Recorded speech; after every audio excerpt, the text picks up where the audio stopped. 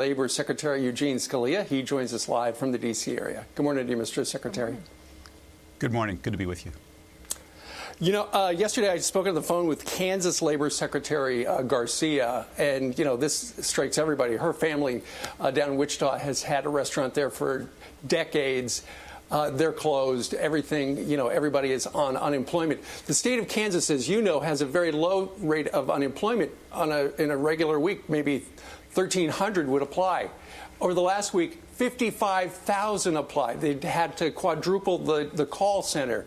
It is all hands on deck at the state level as well as the federal level to make sure that the people who file unemployment can get their money and ultimately get the stimulus as well, right? Yes, the states are working very hard to get these payments out. As you know, one of the key provisions in the CARES Act, which the president signed 2 weeks ago, was this enhancement to unemployment compensation benefits that are ordinarily made available by the states. It's an additional $600 a week that's being made available, and the states are working very hard to make that money available. I think now 7 states are making that available to people who've lost work, as well as to gig economy workers. Independent contractors aren't ordinarily eligible for unemployment compensation, but this legislation that the president moved through Congress does make it available for them too. Mr. Secretary, talk about the bounce back. We heard the president yesterday saying the economy will turn around. Do you agree with him, and how are we going to do that? Well, I do agree, and I share that optimism. These are such challenging times for workers and their families, and we recognize that. The program that we were just talking about is one reflection of the efforts here in Washington to address it. But at the same time, I'm mindful of just how strong our economy was 5 weeks ago. You know, at the start of March, we put out one of the strongest jobs reports we've seen in this country in 50 years. That's where we were. And that's where we want to get back to. As I mentioned last night when I spoke at the briefing, we had a blue-collar boom, and now we want a blue-collar bounce back. And I think that we still have the fundamentals there. Our economy is hurting now, not because of an underlying weakness in the economy, but because of a health emergency. So we need to tackle that. And you have been so good at urging your viewers to take these measures to beat the virus. But then we do want to get back to work. And I think we have the foundation, the fundamentals, and the presidential policies in place to be optimistic about that recovery. So, Mr. Secretary, we see Denmark begin to get it back online, Austria get back online, Germany get back online, Taiwan is back online, Singapore's back online. Are you studying those countries to see how to do it, even though we're so much bigger and with such diversity? Are you, what model are you looking at for Americans getting back to work? Well, we're certainly looking at what other countries have done, and we're looking at what this country has done in the past, too. You know, we look back 100 years ago, dealing with the Spanish flu. There are lessons to be learned there. We know a couple of things. First, that discipline right now remains extremely important. We know that we'll need to get back before this virus is entirely gone from among us, and we have to plan for that. We know it might not be the same date in every location that we're all back to work. We'll need to plan accordingly. But we also know that we can't wait too long. We want to bounce back. That does get harder the longer that people are kept from work, and we have to keep that in the balance as well. Absolutely.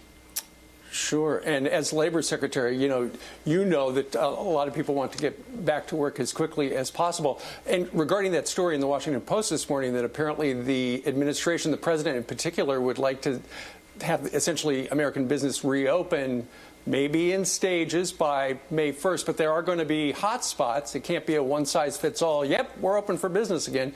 Can you explain as much as you can about what's going on behind the scenes to get us to that place?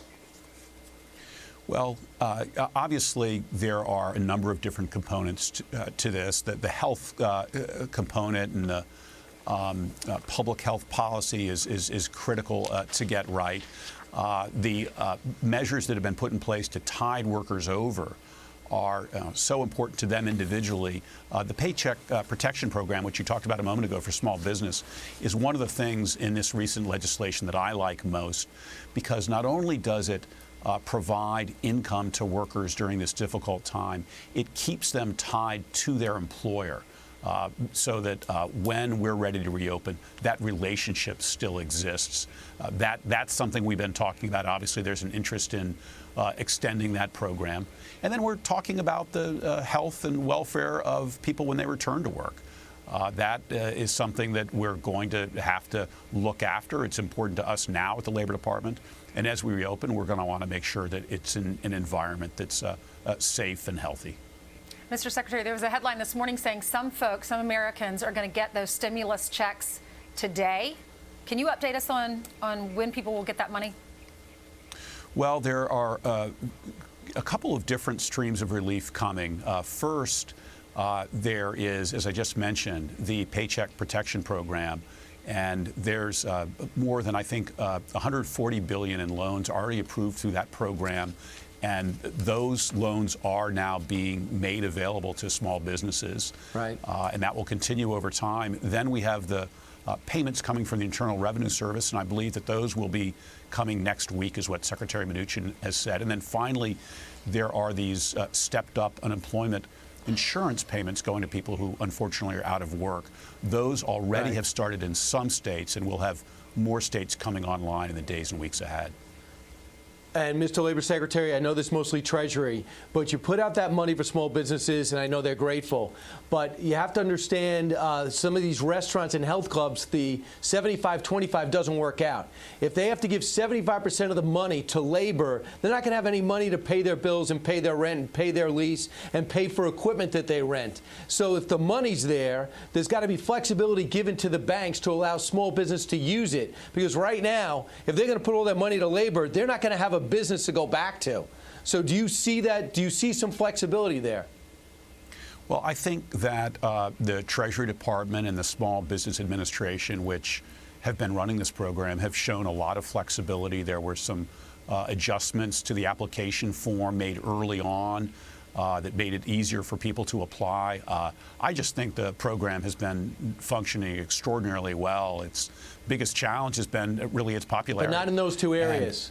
These restaurant owners can't live with 75% going to labor. Many of these people don't want their part-time jobs back. So you can't give them the money, tell them to give them to people that don't want the jobs, and then ask them to keep the lights on and turn up with a diminished seating capacity when they come back. It's not going to work.